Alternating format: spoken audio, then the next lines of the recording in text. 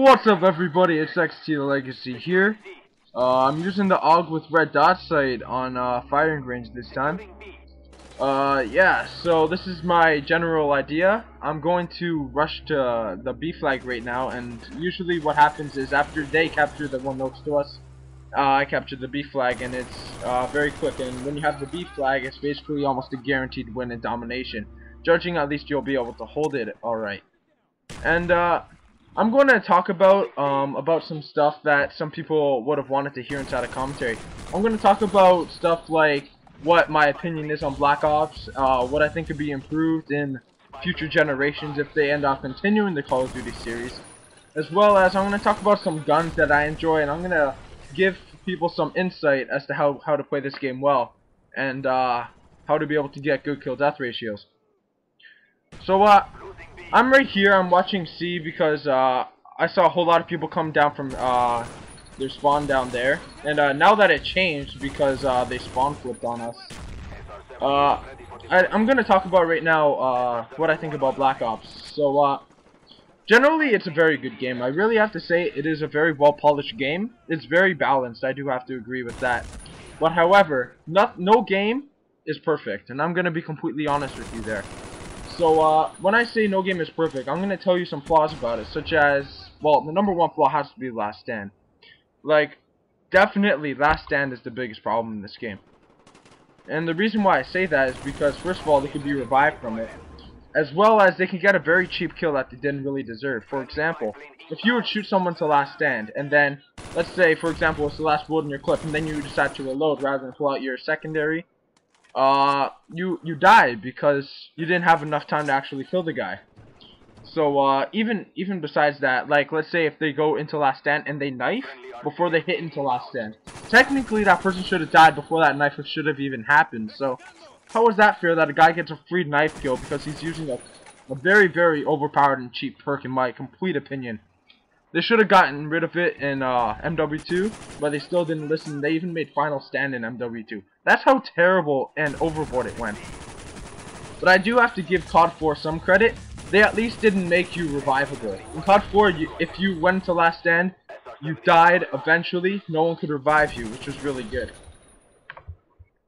And also, because there's not only Last Stand. Last Stand isn't really the only problem in the game. I do have to say that probably the next biggest problem in the game is panic knifing, and I'm pretty sure I said this in a commentary before. Panic knifing is definitely the biggest problem, because how fair is it that you go around a corner and then because you're not ready for it, or I shouldn't really say that, you could be ready for it, but the guy just spams the knife button, because usually not everyone uses tactical. Oh, I do have to point this. Double barrels. I shot 2 Olympia shots into the guy.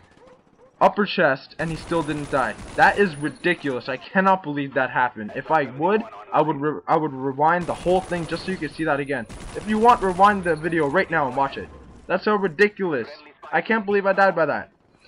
So, I'm gonna continue on with what I was saying about panic knifing. Panic knifing really isn't that fair, because the default setting means that it's when you click the right stick, it's the knife button.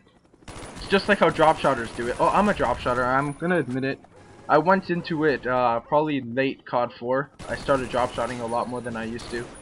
I went into the tactical setting, so when I click the right stick, I go down prone. So technically, if I would go around a corner, I would hold down that button to go prone, but I do it on purpose. Like, I don't do it because, oh shit, there's someone there. I do it because I know that I could outplay the guy if I do a drop shot. And I could guarantee you, even there's someone in my clan, XT Toxic, he complains about drop shots all the time, and I don't really care because I do really well drop shotting, and that's just how it is. So from panic knifing, I could even go into another branch, which is claymores. I hate claymores in this game. Claymores were a problem in every single Call of Duty, and I'm not going to change my opinion. How are claymores fair? Like, here, I'll go down through all the equipment. It's like, there's camera spike, there's tactical insertion, there's motion sensor, etc., etc. They all make noises, don't they? Well, except for the camera spike, but who the hell uses that anyways? But think about it. The tactical insertion makes a really noticeable noise, like a beep, and then the motion sensor even makes a noise. So, why is Claymore the only equipment, besides the camera spike, that's deadly, and can not make noise and get a kill practically every time unless you're using Flak Jacket. Which is actually why I use Flak Jacket all the time. If I'm playing Domination, Demolition, etc., more of like the objective-based game types, I would definitely use Flak Jacket because I hate running into a building and then there's a claymore there. Or even our C-cards for that matter. Flak Jacket is one of the best multi-dimensional perks in the game. And the reason I say that is because, let's say if you're even trying to capture a flag, they can't even do anything about it if they throw a grenade at you, if they shoot a noob tube at you. They can't do anything about it if you have Flak Jacket on. So, it's even stopped some of those other cheap things, like the noob tubes. Everyone had a problem with noob tubes, and if you don't, then something's fucked up about you. And, well, Flak Jacket blocks it, and it even blocks RC cars, well, most of the time. I hate it when it doesn't work, but let's say if there's an RC car, and it goes after you and it decides to blow up. Most of the time, depending on your Flak Jacket, it will definitely save you. So, you don't even have to worry about it half the time. And even expanding from that matter, you know what else is bad? Ghost is definitely one of the most overpowered things in the game. And, many commentators agree with me. Definitely Wings of Redemption agrees with me. I could guarantee that. Ghost is very cheap. Like, I use UAVs, and I always use UAVs. I used it in every single game, no matter what. It's actually definitely my favorite kill streak. Even better than Dogs or Blackbird, because first of all, it's only 3 kills, and then you get to know the AR for 30 seconds, so it's really profitable.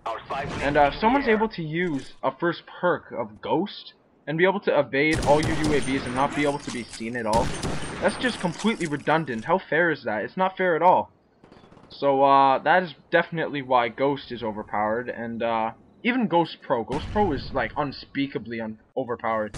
Like, first of all, no, enemy, like, helicopters can shoot you. Oh, I have to bring a part right here. I have no idea why the Claymore was even facing the stairs. I have no clue. It was facing the stairs, so I decided to shoot it, and the dumbass was at the top of the stairs, and I got a free kill. So I just had to talk about that. Even mid of this rant I'm going about, that was just a ridiculous kill. I can't even believe that I killed him right there. So as I was talking about Ghost, with Ghost Pro you're allowed to not get shot by helicopters, but as my friend put to my attention, you can't even get shot by sentry guns. Sentry guns aren't even used that much in the first place, so how could you possibly make it worse and allow a guy with Ghost Pro to just trot along and be able to get a free knife on your sentry gun? It's completely arbitrary that they would do that. It's just not fair at all. So now it's actually time for some good news. I do have to say that my best friend in real life, Marco, or XT Psycho, he decided to get his Xbox back. Well, today actually, the day of this commentary. So yeah, it's going to be a lot more fun that he's going to be able to play Call of Duty Black Ops with us, and maybe in the near future I'll be able to get a gameplay where he's playing game with me, and you'll be able to still see how well he does if you look at the kill feed every so often.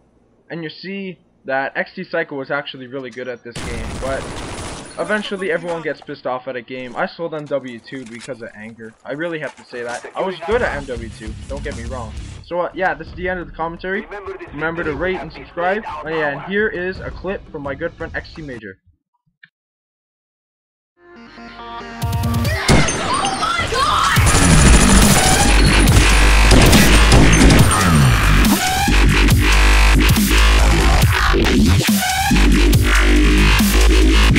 Up, Stegen!